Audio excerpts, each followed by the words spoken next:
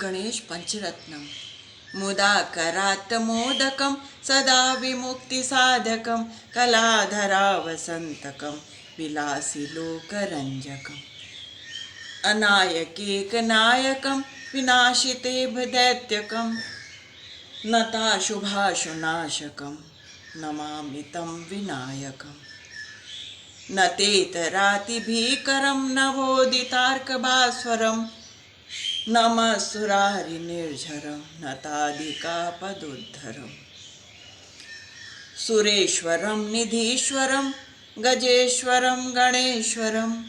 महेश्वरं तमाश्रये परात्परं निरन्तरम् समस्तलोकशङ्करं निरस्त्य दैत्यकुञ्जरं दरेतरोदरं वरं वरे भवक्त्रमक्षरम् कृपाकरं क्षमाकरं मुदाकरं यशस्करं नमस्करं नमस्कृतां नमस्करोमि भास्वरम् अकिञ्चितार्तिमार्जनं चिरन्तनोक्तिभाजनं पुरारिपूर्वनन्दनं सुरारिगर्वचर्वणं प्रपञ्चनाशभीषणं धनञ्जयादिभूषणं कपोलदानवारणं भजे पुराणवारणं नितान्तकान्तदन्तकान्तिमन्तकान्तकात्मजम्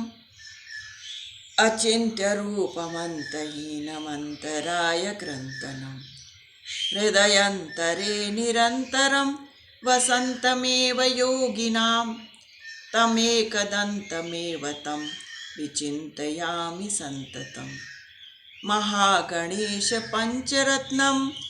आदरेण यो अन्वहं प्रगायति प्रभातके हृदि स्मरन् गणेश्वरम् अरोगतां दोषतां सुसाहितीं सुपुत्रतां समाहितायुरष्टभूतिमप्युपैति सोचिरात् श्रीमच्छङ्कराचार्यकृतं गणेशपञ्चरत्नं सम्पूर्णम्।